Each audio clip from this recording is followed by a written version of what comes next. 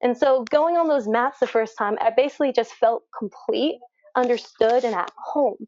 Because even though like it was awkward and you were messing up and it was like the most weirdest experience ever and you're in everybody's bubble, they all cared about you and they all loved and I could feel myself learning and exploring, and I also got a workout all in it. It was just like everything I ever wanted in life was just in that jiu-jitsu room in that time. I was just so thankful that I found it.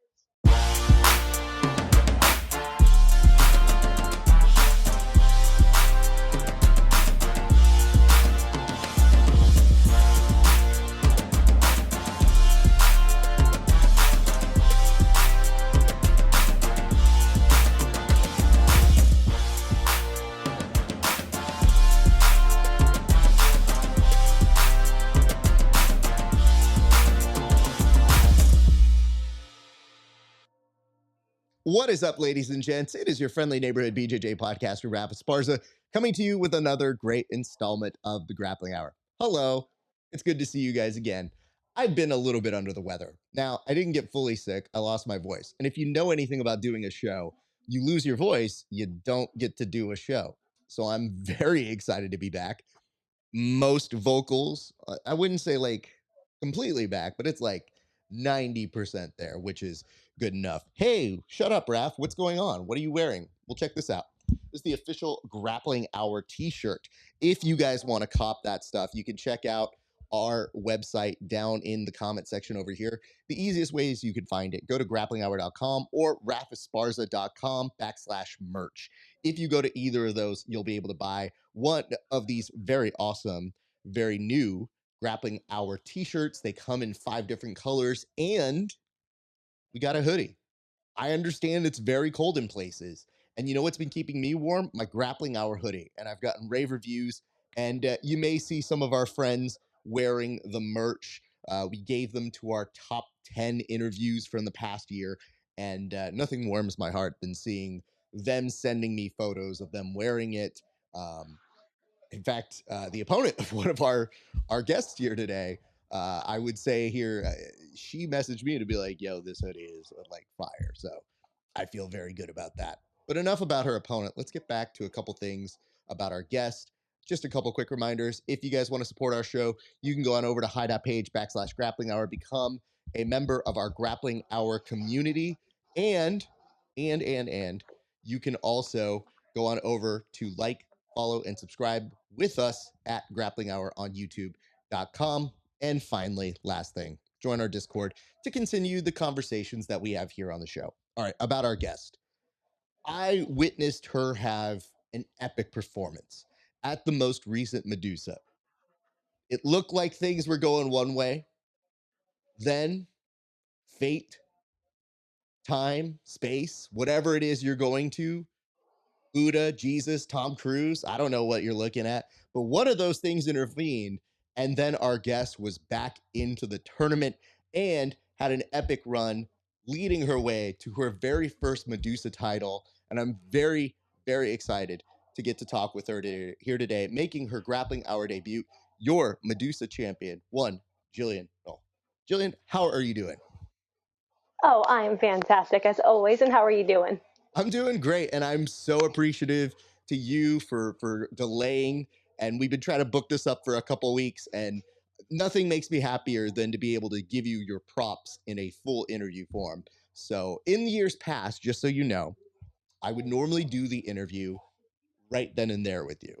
The only problem is that's only like 5-10 minutes of me being like, congrats, you won. I like to do a deep dive, getting into the matches themselves and the behind the scenes stories. And guess what?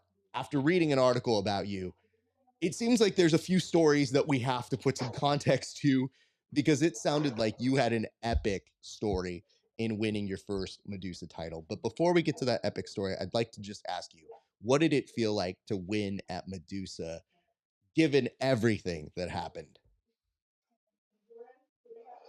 It was completely unreal. I felt the whole tournament, I was almost out of body in a way. And then finally, when Eddie put the belt around my waist, I was like, I did it. Finally, all those hours and hours in the gym and all the sacrifices, it finally paid off. And it was just the cherry on top, or as my family says, the sprinkles, because winners get sprinkles in the household, and if you don't win, no sprinkles. So Okay, hold on.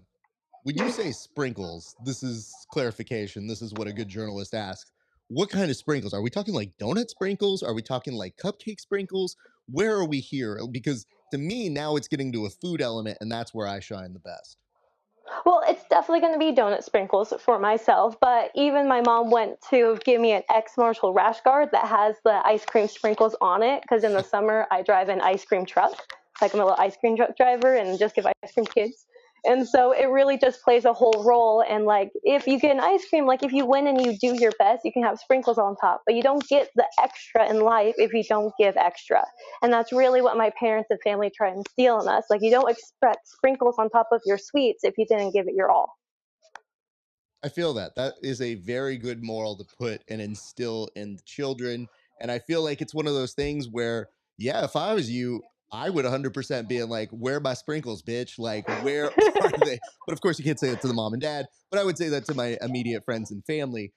It does put things into context a little bit more. We were talking a little bit off air about the fact that you looked so genuinely happy, and sometimes people aren't 100% all there when they win. Like, sometimes they're in a out of body experience, they don't know how to context anything, but you were so present but happy, and that made me so happy to see for you.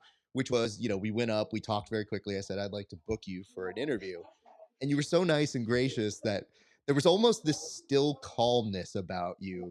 So, what was going through your head, like in those moments, kind of like after they put the belt on you and you kind of come back down? Because if I was checking my heart pressure or like my heart stress off of my whoop, I think it would have been sky high from the moment. It would have been like, well, I competed. Well, I'm going to take some time off, go to an in and out, and oh, I'm back in it. So, would you mind kind of putting that all into context for us? Yeah, so definitely my first match was going against Alex. Like, all props to her. I was like, of course, going to this tournament, already nervous. Why not go against the best of the best in the tournament? Let's go. And so I really gave my all, and it was fantastic because she took me deep water. She's a fantastic, like, grappling artist. And I was shocked at the end where I'm like, how did I not put away with those strikes? Because I felt my open palms. I was putting my whole heart into it. Afterwards, I was proud. I even my coach Pablo Alfonso, he was really proud of me. I'm like, let's just go get my burger. And then when I got that call, be like, she can't go on. Like, I was very unfortunate for her, but I'm like, my strikes did something. I knew it. And like, this is an element of combat jujitsu that I really loved, because how many times are you grappling with someone and you wish you could just hit them a little bit so they would do more jujitsu, or it just opens up more submissions. And so just driving back and that whole rush, because I'm like, I was proud of already what I did, but now I get to show everyone else more of what I can do. And just that second round, being able to finish it really fast with a submission, and then all the way up, because I knew going back and Pablo driving back, he's like, you're going to be the champion. I knew I was going to be the champion. I knew when I was going against Alex, I was the champion, but it's just, I lost, but I knew I didn't lose. And the universe brought me back and I won. And so when I got that belt and I finally came back out of the out of body experience, it was just all complete and whole. And I'm like, oh, I finally did it. It was just giving it back to my gym, to everybody, and just the peace and calm, and just how, like, you're right, I was in the present moment. And that's what really we all need to enjoy, is just every moment, and knowing that all your hard work is not all for naught. And just even that joy that you had there in the belt, you need to bring that into your training sessions. And so it just came all full circle of all the tears and the blood and what every fighter says. But it's just the validation, really. Well, you definitely deserve that. And full disclosure, Alex is a friend of the show. So we always get put in these weird situations, which is always like, I love meeting new friends. But, my initial thing was when I saw that match, the first half with her was she was controlling really well. And there was a slight slip up that she did, and you took advantage of it so well. And when you came up and we saw those strikes, I started getting worried for her. So there's this whole reversal of like, oh, Alex is doing fine. Oh, I'm worried. Is she okay? Now she made it to the end of the match, And where I kind of come into this is I was over photographing. So I was over taking pictures, and then I saw you warm up. And there was a moment where I go, what? Wait, what happened? So then I know, I'm like, there's a whole backstory that happened that I didn't know. But first and foremost, I went over to go see Alex. I saw that she was good, but it was a precaution to be smart. It is a testament to your strikes. But I want to point this out to you because I'm not sure if you knew this. But in the finals, Alex was sitting next to me as I was taking photos, and she was actively cheering for you to get out of things, and like yelling out like, do this, do this. So like it's such a testament to both you and her that like I thought, man, she has such respect for you that she was cheering for you to move on and to do that. And I thought that was such a classy thing. So I didn't know if you knew that, but I just kind of wanted to pass that your way. No, I do appreciate it. I love following her before the tournament, and I was really grateful to actually compete against her, because if I'm going to compete, I want to do against the best, and she's definitely up there. Absolutely. Now, a little qualifying question here. You didn't actually make it to In and Out, or did you? Because this is the part that I get confused in on the story. I'd like to tell people this. Once I'm done competing, fatty got to eat. So for me, I'm 100% already like at that burger stand or at the street meat vendor and saying like, just give me whatever. I'm very hungry. So where in terms of your journey were you at the In and Out line? Because I also read in that story that this was like the first like kind of like cheat meal burger that you've had in months. Yeah, well, I've been in like this perpetual long fight camp for 5 months, just because of the roller coaster of fights and cancellations and just technicalities. And so I've been on this weird wake up where I haven't had a burger in 5 months. And so right after the tournament, I'm like, okay, Pablo, it was cool, did my best, I lost, let's go. We left because I'm like, it's one and done. And so we're about 20 minutes away from the tournament area, right about to pull into In and Out, and that's when we get the call. He's like, Pablo instantly turns around, best driving I have ever seen. Like, he grew up in Miami, so he's used to all the LA traffic. So he got me there super quick, and like it was insane when I got there. He just dropped me off. I had to run and go in the girls' bathroom, call my stuff, start warming up. And so I'm warming up. I'm like, man, my stomach's growling. I'm like, it's okay, it's okay. You'll beat them up, and then you'll get your burger. Okay, you'll get a belt and a burger. It's a win-win, don't you know? And just like, so basically trying to calm myself down. But yeah, it's pretty great. That's why it takes lots of sacrifice, especially during Christmas. Like, one of my goals in life is to become Santa Claus, just because of the joy and love he brings to everyone in the holidays. And so me not being able to eat my Santa Claus Christmas cookies really broke my heart. But like, I knew it was all for the bigger picture, for the 10 years of dedication, for that 15-year-old girl that walked on the mat that was all awkward and weird. Be like, oh, you're a champion now. Isn't that pretty cool? You know what it's the perfunctionary, just it's the physical embodiment. So like just seeing it behind you, but the actuality of it is a testament to more of your technique, because that was something that we could see throughout the tournament, which was when they inserted you back in, it made perfect sense. I just looked and I go, oh, yeah, she had a great showing against Alex. I have no problem with this. And then you kind of got this sense of like, oh, she's not going to let up on this gas pedal. Like, she sees it, she's honed in. And again, you were up against people that we know and people who are also friends of the show. We'll get more on that later. But I do want to point this out, which is watching you continue to do great work was so much fun, in the sense that you came back, and correct me if I'm wrong, but let's go match by match. Let's Hmm. Oh, we've already talked about the Alex match, so let's go to your second match. Is this the one where you ended up getting that hen arm choke, if I'm correct? Yes. Okay, And great. the under, like, right shy of 2 minutes. And it was from guard, like bottom guard. And I was shocked too, because how many times I've yelled at white belts in my gym about doing about a head and arm from bottom. Be like, no, there's no way you're gonna finish it. But I was really able to adjust my hips and get that angle and just put in all my strength. And like I said, I live at the gym, and so I do strength conditioning. I do 3 classes a day basically, and so all those hours I was able to have just that raw strength and really just, I feel like, grind it out and squeeze where it did overwhelm her and get the tap. Yeah, because again, it was a good way to announce you were back. And you always get those. I'm sure I would get this way, but you get that self consciousness of like, oh, I'm back in. And technically lose, but I didn't technically win the first one. But then after that, it's a statement that says, no, I'm back. Like, look at this. I 100% belong here. Now we're going to the semis. So you seem like somebody who has a lot of excitement. How hard is it for you to contain the excitement while also staying laser focused? Because what's great about this now is I didn't necessarily see this side of you when you were zoned in. I saw it when you won. I saw it when you carried yourself afterwards, and I'm seeing it now. When I saw you on the mat, you looked so incredibly focused. Is it difficult, or are you able to kind of find a place, a range where you can kind of like stay in the pocket when you're kind of battling those emotions of like I'm really excited, but I also don't get too excited? So when it comes to jujitsu, I find this place of just pure peace and serenity.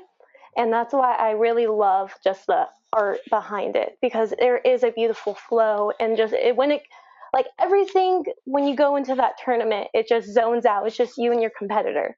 You're both, if there wasn't a ref there, you're both trying to kill each other in that sense. And how amazing is that we have such trust between one another to perform this art of the gentle killing, basically.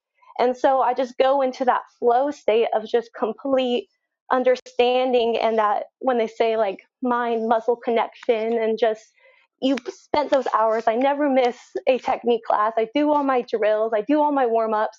I trust what I'm doing, so why think about it when I know about it, when I know what's happening? And so that's why when Alex, she gave that little like slip up, I was able to take advantage. Or even in the second match, I was able to find that opening of that head and arm because I wasn't searching for it. I just knew when it was there, I was going to be able to get it. And that's what's amazing about jiu-jitsu. And one thing I just love about it is because I don't even try, I just do. And that's what you're supposed to do in jiu-jitsu, just do jiu-jitsu. That's all it is. Yep, yep. And don't get I like to tapped. tell I like to tell my students, the trying is in the room. So try all you want here because this is where you're supposed to make mistakes, so that when you do go compete and you're in a high pressure situation, it's more you doing what feels natural and reacting when you need to. But it's the more effortless it seems when you can get out there, the more in control and the more people kind of marvel at what you can do. So you were definitely embodying that. Now we go to your, I think, are we talking about your semi? I'm so sorry. I thought I said that. Yes. So we're in your semi. Like, what in that moment then did you do that kind of kept you focused and reframed? Because you had another long match in that one, but you looked good in it. So what was that kind of mentality going through that third match? And I also want to know, I go back a little bit in terms of watching and being familiar with your coach's work. So what did you credit your coach to doing to make sure that you were staying ready as you were going along? So really, I gotta credit Pablo Alfonso. He takes time to really learn and just understand each fighter and know when to push them and when to let them relax. And we were joking because I'm so used to just sleeping because I train, nap. I'm so used to napping than hopping on the mats that in between after the second match, I was just in the back laying down and he was rubbing my left shoulder because it just got a little tweaked because I was going hard, and that's just jujitsu. It's all fine now. And so he was just basically warming up and he's saying, hey, remember, have fun. And that's all it really was just me in the back, relaxing, taking my breath because 10 minutes are long. We usually train 5 minutes. And so that's something I'll probably adjust in the future. But just breathing and just remember having fun. He was just making sure that I was prepared to go into the match. Because when you already done so many matches and you're up and down, you don't really have to warm up because your body's already warmed up. It's more, I feel like, not burning yourself out too much. And so that's what really Pablo was able to do, was keep me in that nice calm mindset, not over stress it, because like he really wanted to win, I really wanted to win, but that's stressing is not going to help anybody. Right now, we're going to enjoy, we're going to sit, we're going to watch the matches. We were watching the other girls in the back too while he was rubbing my arm, and it was nice. He got me prepared. When I went out, I didn't feel any pain. I was able to perform. And I want to bring some other context into this because when you say you're training for 5 minute rounds, That's more than likely because you also fight, and the intention at this point in the year was that you wanted to have been in a fight, like an actual MMA fight, and for whatever reason, fight fell through. So yeah, it's probably why you were focusing more on 5 minute rounds than being like, let's go for 10 minutes, because a 10-minute MMA round would be, well, we're not in Pride rules anymore, but it would be very difficult. Very, very exhausting. I feel like definitely a law against the cage if it was 10 minutes. But you are correct. I was very much prepared. I am a MMA fighter pro. I'm 3-3 right now, and that's definitely been my career. And CJJ this has been my first time actually competing in that. It's been about 5 years since the actual jiu-jitsu tournament. But I'm really happy that I was able to have this opportunity. It's definitely opening up a new avenue in my career because I definitely want to do more jiu-jitsu tournaments and see how far that can take me. Okay, this is gonna kind of sound a little shocking on my side. Are you saying this is your first jiu-jitsu tournament in 5 years? That is correct. Yeah. Okay, you kind of breezed that one in, and I was just like, wait, what? Because to me, it didn't look that way. You looked very calm and composed. I'm sure a lot of that has to do with the fact that you have MMA experience, and MMA experience. In part of that, you're going to be doing jiu-jitsu work. It's just jiu-jitsu tournaments tend to be a very specific style of training and prep. And what I thought you did so well from first match and beyond, where I was watching you, was you could tell you were a fighter. Like, there was no doubt. I looked at you the very first few seconds. I was like, yeah, you're a fighter. Alex can't let you get on top. Like 100%. I just kind of made that assessment. Also, knowing Pablo's work, I go, yeah, that's a good combination. He'll know how to kind of focus you in because he has that experience too. So I thought the two of you were really, really well simpatico, like how you guys were working as a unit. Because one thing people don't know is when you're photographing, I have kind of like the world's best front row seat to hearing coaches. And sometimes you pick up on the little things that you kind of hear from him and how you're working. And one thing I noticed from you was how good of a student you were. Like, he would give you a subtle direction and you just did it, and you were like one of those great robots. So I was very impressed by your connection together. Now I want to talk to you about the final. Let's give the context here. Jennifer is also a friend of the show. But I always tell people, I'm like, we're like Switzerland here. So, like, y'all do what you do. We're still going to be friends with whoever we're friends with. As a friend, you made me quite nervous for Jennifer at multiple times because I felt like that fight or that match could have potentially been stopped a couple times. But you were so relentless, and it's such a testament to your ability to work from that back mount. And it just seemed like such an endless chain that you were putting together. So, from your interpretation, please tell us how you viewed that last match. It was gotta give a big applause to Jennifer because like you said, I was definitely going from position to position, and by the end of it, I couldn't close my hands. They were so pumped, and it was. I was shocked by some of the strikes, and I'm like, "Are they going to finish it?" I'm like, "They probably won't finish it. It's CJJ. Why would they finish it? They want a submission." I'm like, okay, move to submission. Like, she's defending super well. And so it was definitely a lot of internal dialogue, but staying composed and understanding position over submission, you can open them up with the strikes. And that's really what I was just trying to hone in on.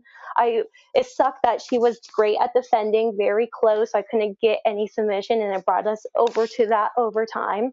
But it was a lot of fun going with her and just kind of like being able to show everyone what I can do. So I'm like, if I can't put you away, I'm going to drag you through hell for 10 minutes then. Like, this is what you're going to get when you go with Gillian Noll. It's going to be relentless, nonstop pressure until I'm able to submit you. It very much looked that way because, we like to say there's only been a few stoppages in combat jiu-jitsu history. And I thought she moved just enough to kind of stop that from happening. But if they had stopped it, I don't know that I would have been upset. I definitely wanted to see her have her chance. And it did seem, though, that it looked like the thought at a certain point in the match became just make it to overtime. And then once it becomes just make it to overtime, the idea is because she trains that so much, maybe she might have an edge there. But you proved very, very, very good at that, and stayed so calm, did your work, and found your way out in very good time. So, what did it feel like going into those overtime rounds when you knew that might be kind of the game plan at that point? Well, by the time it was around like 8 minutes into that last match, I had the realization I'm like, oh, these girls are smart. They are just playing it low, not exerting themselves. Like I said, I could barely close my hand. And I'm like, I have just exhausted myself, and now we're about to go into overtime. But like I said, credit to Pablo Alfonso. What a wonderful coach and a wonderful training program. Because every single Wednesday, we do SmackDown Wednesdays. And it's basically 2 hours of live grappling. First hour is you're put into those situationals, the arm bars, the back controls, all you're stuck in a triangle basically. 3 minutes, get out or submit. And so that's all we do every single week. Sometimes we'll do it on a Monday for fun. And so I'm like, oh, this is just again another day, another Thursday. I loved it. Like how odd the day was, December 28th on a Thursday. And so even though I was exhausted and I've gone all these rounds, I've gone 2 rounds or 2 hours, 3 hours before and had to do this Wednesday SmackDown a million times. And so it wasn't anything new. It was just what I did. And so I was really able to dig in deep, focus on my training, focus on, of course, not getting submitted because she was very sharp with her arm bars. And like I was able to pull it through. And a lot of credit to Pablo because I didn't realize I was training for that, all these SmackDowns. He just knew what he was preparing his students for. That's a really, really good thing to do. I always tell people, especially my guys, I always feel like 10th Planet has an edge in one sense, especially for EBI time, overtime, which is, they do these rounds as warm up rounds sometimes. So they feel very at ease there. And I feel like it's a testament to the coaches that can find the ways to even the odds or kind of put them in your favor. And in that case, that's a perfect drill for that. Like putting you in those bad situations may seem like one of the roughest kind of ways to spend a day. But it definitely pays off because you look so calm when you're trying to get out of it. And when most people might crack under it, like looking in a bad spot, you don't, because I did notice when she was switching the armbar, I thought, okay, I think she thinks this is the spot. Because let's say she gets you, sometimes when people get that popped armbar, they figure they're going for short time. And you got out, you looked great, and I thought it was such a excellent performance all the way around. Like, what a way to really put a kind of emphasis on saying, for whatever reason, I wasn't advancing in the first match, but I didn't necessarily get beat in regulation. And then coming back and making such a great statement is truly a testament to you. So kudos on that. What I'd like to do now, normally for people's first appearances on the show, we like to go back and go to your first days. So I always like to ask people, do you remember the first time that you entered a jiu-jitsu room? And if so, like your first day, what do you remember about that? Like it almost brings up tears a little bit. It was honestly a person invited me in just to like watch him train. And I'm like, I'm not gonna watch you. I'm actually gonna do it. And so I hopped on mat. I was super nervous, and I'm like, I was one of the few girls there, just a little awkward 15-year-old. And when I first like it was the shrimp drills. I'm like, you want me to do what with what? And this is just warm ups. And I just couldn't understand. And then we moved on. And then the first drill we were doing was triangles. And I was able just to move my hips and it flowed. And my first coach ever was Jerry Rapinski. And he's like, nobody's ever able to get that fast. And it just beamed me up and I just was hooked. I was hooked ever since then. And I just loved, like you said, a robot. Jerry called me his little robot all the time because I just loved listening. I'm like, why am I not going to listen to the guy that's been doing it for like 15 years? I don't know anything and you have an outside perspective. Yeah, I'm going to listen to you. That's only going to make me better. You get to see the openings that I don't get to see. And so going on those mats the first time, I basically just felt complete, understood, and at home. Because even though like it was awkward and you were messing up and it was like the most weirdest experience ever and you're in everybody's bubble, they all cared about you and they all loved, and I could feel myself learning and exploring, and I also got a workout all in it. It was just like everything I ever wanted in life was just in that jujitsu room in that time. I was just so thankful that I found it. Had you had done sports before that? Was that something that you were doing? Because when most people come into a room and they describe themselves as awkward, sports may not necessarily be their first thing, but that's not always the case. So for you, were you an athlete before doing any kind of jujitsu? Well, it was definitely not jujitsu. Both my brothers, so they're 6'3", 300 pounds plus linemen. Like my eldest brother, he was a professional football player. And I grew up not playing junior tackle, but doing football practice. I go to all of them, but doing the lineman practice, waking up at 6 a.m. with all the boys and just in the mud doing the drills. But my mom, she didn't want to get hurt, so I wasn't allowed to do football. But I thought it's hilarious. She let me do MMA, whole thing. But that's where, and so like that's why I was always doing combat sports. Like I didn't get to do combat sports with people my weight. I got to do combat sports with people double my weight, and that I should never go compete against. And so that's why it felt at home, because it's just like grappling my brothers. I didn't know I was grappling my brothers. I was just kind of surviving for my life because I ate their cookie, you know.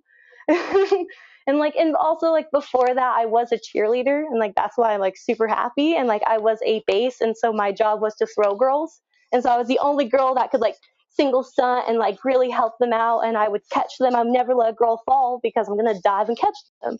And so that was really like my stand back, but I just never had that complete feeling because I was too aggressive for cheerleading, or I wasn't allowed to actually compete in football. So I was there, but I wasn't actually there. And so with MMA, and like jujitsu, it just was easy and a good flow. I just fit in. This checks so many boxes. This explains so much because you're right. It does bring the idea of you get your toughness from rolling and kind of horsing around with your brothers and showing up for those practices. Well, at the same point, the brightness and the cheeriness from cheerleading, like all of that, I'm like, yeah, 100%. Now I totally get the background of this.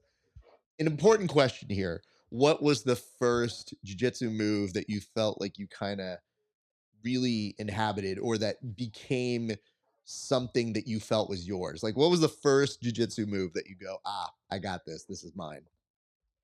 Okay, so the first one was the Americana, and I hate it was one because I was just a bully, because I knew I'm like, anyone that's my size or smaller, I got it. I know if there's like 10 seconds left, I'm gonna be a bully, I'm gonna get it. So like that, for that mindset, it was awful. I was a spazzy white belt. Like I want to go and punch myself in the face if I could because of how spazzy I was. But like besides the Americana, it was definitely the triangle, because I love that even though you're in guard or you're getting smashed or you're rolling, you can always get it from anywhere. And if people try to defend, you either get the armbar from there or that just makes it worse for them. So that was definitely turned into my baby for quite a while. And then probably when I turned into a purple belt, it turned in more into a dark. So it was just that fun transition. I'm going to come back to another question in a minute. Normally, I like to do these in a series, but there was something that you said that I saw in a pulled quote in your Instagram, which was, just this pride in being able to represent yourself as a brown belt competing at a black belt level. Why did you say that, and what made you feel that way? Was it this tournament? Because there's also a part of me that feels like if you fight, sometimes you have to just go out of your brain and go, I don't give a shit what rank you are. I have to beat the shit out of you. So to me, I was curious, when did you kind of adopt that mentality, and what gave you that kind of confidence there? Well, when I first started jiu-jitsu, I was in a gi school, so I've always loved the belt, and I've always been looking just to rank up, and I always appreciate my rings. And since I had that white belt and I got my first stripe, I've been wanting to be a black belt and just strive to achieve there. And especially in myself, I feel like I haven't been able to reach there, and I'm not there yet. But then doing this tournament as a brown belt and competing against them, and then for them not being able to like, because I love Alex and Jennifer, and be able to just get away from their attacks. It just validated every insecure thought I had about myself and my own jiu-jitsu. And I know every practitioner probably has that about them, but it's that proof on there. I'm like, yeah, you have that 10th planet black belt, but look, like and I won as a brown belt. Like I think it shows. I don't know. I'm having a hard time explaining into words. I'm sorry. It just really shows a lot of pride I have for myself and the ranks in jiu-jitsu and just the dedication you have, because it takes a very long time to grow in the sport and drill after drill. And so just to prove that, like, don't skip your drilling class, show up to warm ups, because it will make you good. It will make you be a brown belt to be able to beat those black belts. It's those little things that matter. And that's what really proved there in that tournament, that the little things, those little extra 20 minutes after training, I'm stretching or running or getting those extra triangle drills in, it really proves a point. So don't skip out, just drill. I feel you bring up a very nice point, which is when you are doing these things, sometimes you think to yourself, why am I doing this? Like, it doesn't feel like it has a purpose. You know, in the back of your mind, you might say, like, I think this is good for me. I just need to do this and show up and do this. But sometimes that routine can be monotonous when it doesn't feel like there's some sort of embodiment to it. What we saw from you, at least from our side of the viewers, was we kind of saw you go on this journey on that day. So that's why I was a little curious on if that confidence happened there. And you're right, you were very much at home on those mats, to a point where, this opportunity came up when other opportunities you thought might be there instead, and then fate has a way of working itself out. And now I can't picture you not coming back to Medusa or other combat kind of scenarios, because I go, oh yeah, yeah, she should get an invite, 100%. Like, that's kind of now where you're at. So I feel like that's a very good place to be in. I do want to ask this because I realized I didn't ask this earlier, and we'll again circle back to kind of the history questions. What was the celebration like when you came back home? Because I realize you going through all this joy, you weren't necessarily in a hometown crowd. You got a good ovation. People definitely were happy you won, but it's different to go back to your gyms and to where you call home and bring home this belt. So, what did it feel like to walk in those doors? It felt like just pure pride and just like, hey guys, look up Warrior Camp, we did it. Of course, my favorite thing is like Warrior Camp did it, duh, because we are. I feel in the Pacific Northwest, we are the best. We put in the dedication, we put in the hours, we have the coaches, and to bring home the titles, to be like, see guys, we told them so. What's up? And it was amazing because everyone just happened to be at the gym that day. My best friend, she picked me up and was just dropping me off back in my room so I can grab some of my things. And everyone was there to congratulate, show the belt. We have just some amazing fighters, and it was really great just to continue the legacy that Warrior Camp truly is. That's cool. That's awesome to hear. Well, very well do on that. And that's very, very nice. So okay, let's circle back. So there's a question I like to ask. I usually try to hybrid it if people end up going into MMA.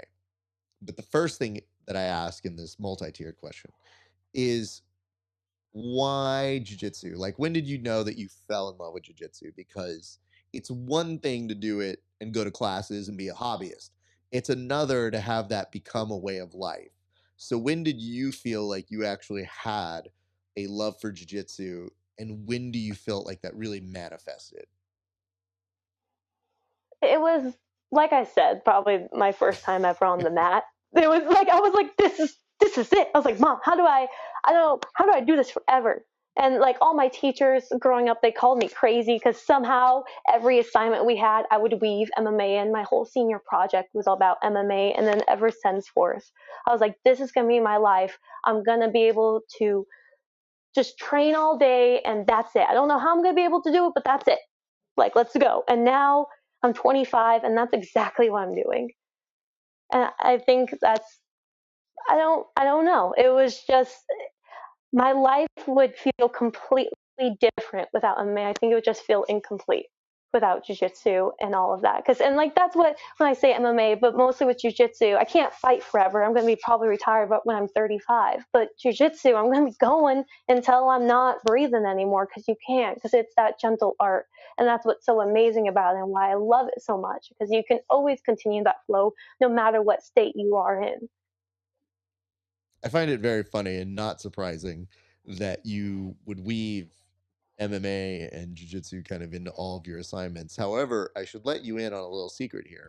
As somebody who went to go do grad school, um, I didn't do anything all that different. So like when I was going to grad school, I think there was a day where everybody found a focus and they all come in with like these subjects where they go, "Oh, I'm really interested on diving into IBM," or "I'm really interested in learning the business and communicative practices of this business."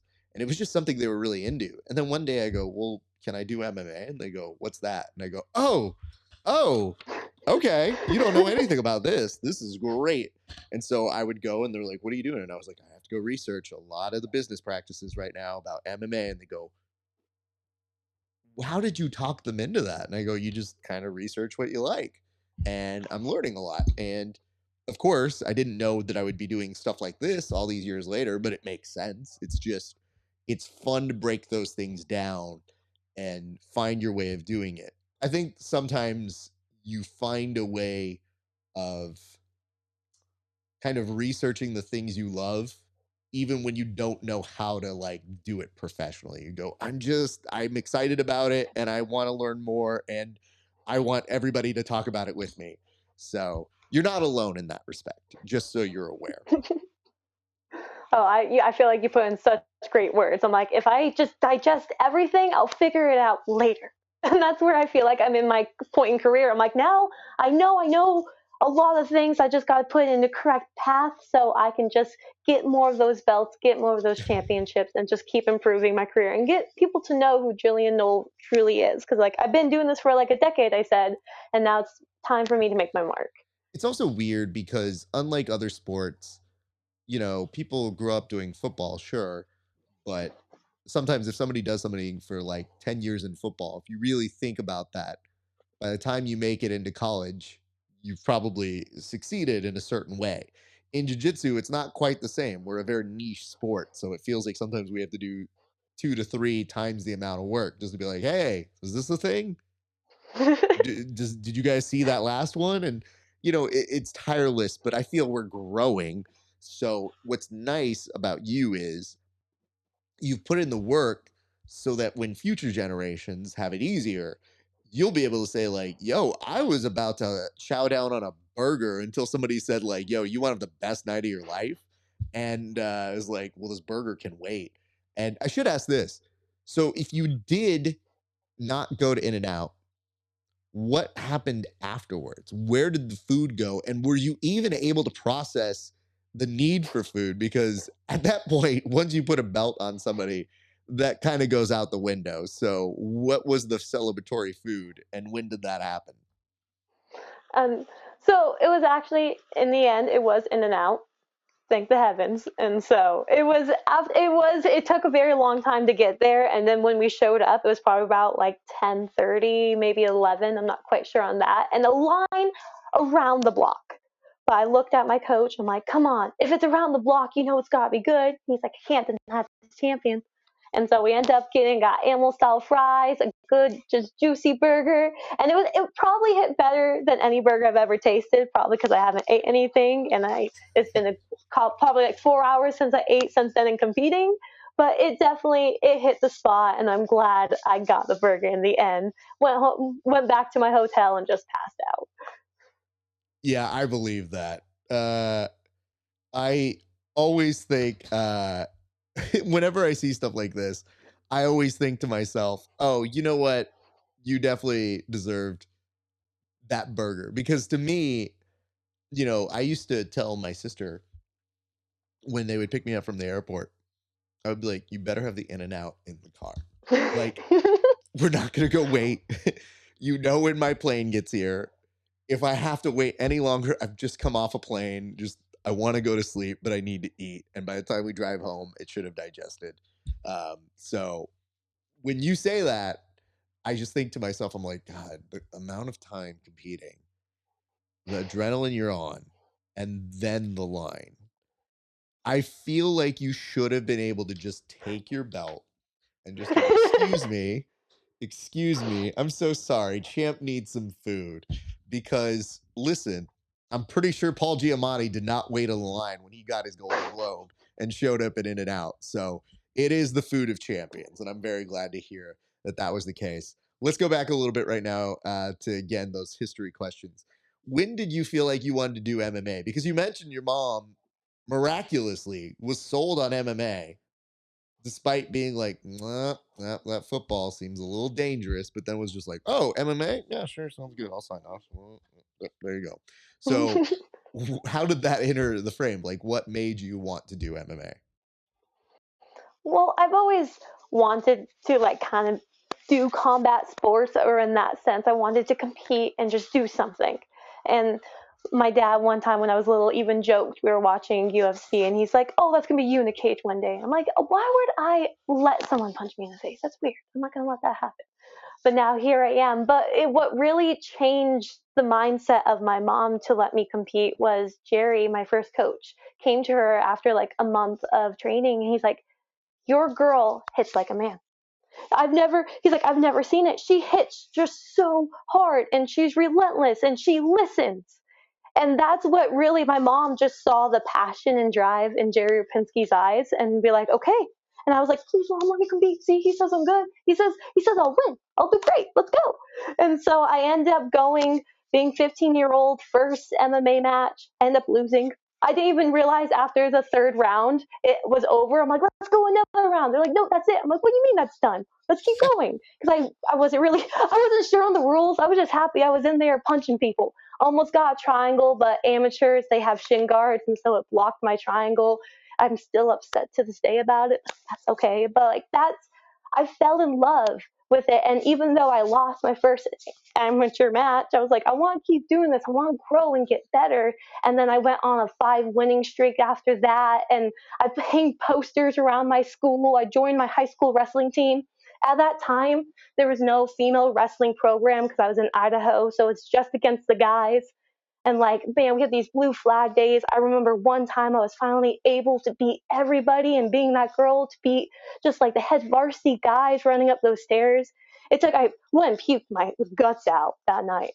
But just like I said, if I fell at home and MMA, it just gave me a purpose. I'm like, look, guys, look what I'm doing at such a young age. And like, I'm setting up my career for the future. And like, it was cool at that time because there wasn't that many people in that sport, and I would always go against adults. And now being able just to like see the young generation, we have a couple of young people in our gym, and it's really amazing to see them grow up and kind of give them that knowledge and like wisdom that when I was there in their shoes, I wish I kind of had. Yeah. I would love to know this, which is when you're joining a program and they say to you, we don't necessarily have somebody your weight. Like, what's going in your brain to stay there? Because so many people would be like, oh, you don't have somebody my size.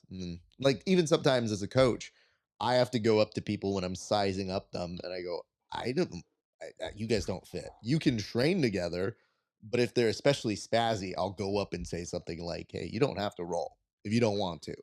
But like, things are different. And at this point now, I feel like more people are doing it. But I'm sure when you were growing up, it was kind of a tough decision to kind of make for yourself.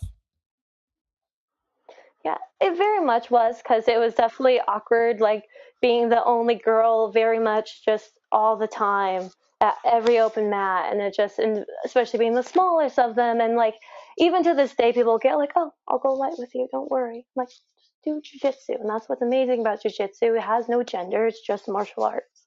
And that's just all we're going to do. We're doing the same submission, we're doing everything similar. And so that was also what's beautiful about jiu-jitsu, is that you can take advantage of the bigger opponent if you know like the correct leverage and how gravity and all of that works. And that's what's cool, is you get to play that chess game. So even though you go against an opponent that's bigger, it just gets to enhance the sport because you've got to figure a way around it, as if you go against an opponent that is smaller than you, because you can't get like I feel armbarring an opponent that's smaller than you is the most difficult thing ever. As if I'm going against a bigger opponent, I'm definitely going to try to grab their long arms. And so it just kind of changes the way you approach the sport, and I feel like allows better competitions, because when you are going against people that are your size, you have seen these different variables.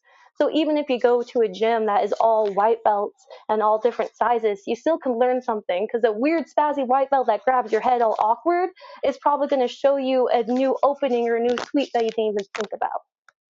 Yeah, absolutely. I have a female that had to work with some of the guys. I had taught them a certain kind of shoulder pressure that was not fun the other day.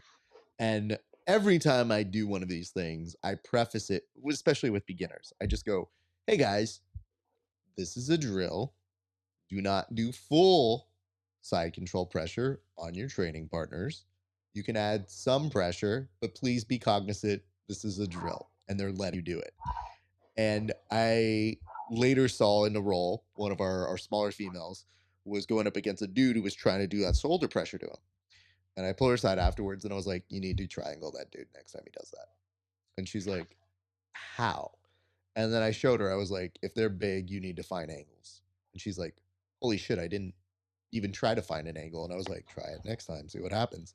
She started doing it, and she has the right body movement and the right brain where I go, you're going to equal it out. You just have to go a different way. Like if they're giving you nothing but brute force, they're going to leave themselves open in a different way. And if you're smart, and she is, you're gonna know how to control them. And I just love her because Mhm. she's such a gangster that she looks at me and she was like, I was like, is the pressure bad? She's like, fuck that pressure. And I was like, oh yes, she's so dope. I was like, oh man, she's better than me at this. I was like, yo. So I got very excited to see when those wheels turn for my students, and I go, oh okay, they're gonna come back different now. So that's always a fun journey to see. I want to start kind of winding things down, and I'd love to know what is it that you're planning to do in this 2024? Because your 2023 ended on such a, I wouldn't say unexpected, but definitely a delightful way. Like I'm sure whatever was going on in 2023, by the time it hit December 31st, you were like, this was great, everybody. I'm having a blast. So what is on your docket for 2024? What do you see happening this year? I definitely want to do ACD. Oh my gosh, I'm so sorry. ADCC tournament coming up here in March. That's going to be my next journey, and definitely just doing more jujitsu tournaments. Like I said before, it was about 5 years since I competed, and I really want to keep active on that. Like I was saying, also it was been looking for an MMA fight. I want to continue that journey. I absolutely love getting the cage. I've been working with my crew CJ over at Warrior Camp a lot with my Muay Thai, so I definitely want to show people I am phenomenal on the ground, but I also have amazing stand up as well. And so just definitely honing in all my skills. Also, definitely want to get promoted to a black belt in 2024. That is my goal. I was proud I was a brown belt beating black belts, but I feel I should be a black belt with black belts. So that's definitely up to the discretion of my professor Pablo. So once I'm back at work camp, we'll see from I have a good feeling Pablo will know exactly when to promote you up, and there. we'll see when that is. Who knows? One thing I'm glad to hear though is we were talking a little bit off air, and you were mentioning how now you also have the ability to start doing even more privates and seminars, and how you're really especially happy that you could start working with more females, especially given your past and knowing that you're able to contextualize, hey, these opportunities weren't here, but I want to like fast track you. I want to teach you what I know so that I can catch you up faster than even I got caught up. So, do you mind speaking on that and telling people where maybe they can get in contact with you should they be interested in working with you?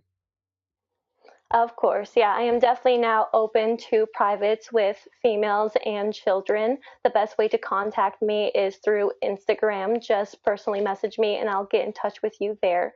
But like I said, I was 15 on the mat, surrounded by just all guys, had all these questions, and really wish that I had someone with my knowledge just to reach out for, because there is different obstacles that we have to go through as women, and just different knowledges that I want to be able to give respect to as being the little opponent. That is so great to hear. And again, I can't say this enough. I was so happy for you. You know, like, it's so wonderful to watch somebody come off the mats when having one of the best moments that they can have in their jiu-jitsu career, and the way you conducted yourself. I always like to tell people I love the idea of, for TV, it's always cool if you don't act like you've been there before, but you were so excited and that was beautiful to see. But your demeanor off the mats was more act like you've been there before, because you had. So to me, I was like, you conducted yourself like such a professional. It made me very excited to do an interview like this. And I hope it's the first of many. So we'll definitely be watching your continued success here. But you did such a great job, and I think they would be foolish, and I'm almost certain they won't. But I do feel like they will pull you back for another CJJ. They always like to have their champions defend titles or come back and do more. So if this was your first tournament in 5 years, what a way to come back to it. So kudos to you on that. And thank you so much for having me here on the Grappling Hour. It was definitely fantastic talking with you, and of course, seeing you again. Of course. So I'm going to say bye to you off air in just 2 minutes. I'm going to close this up.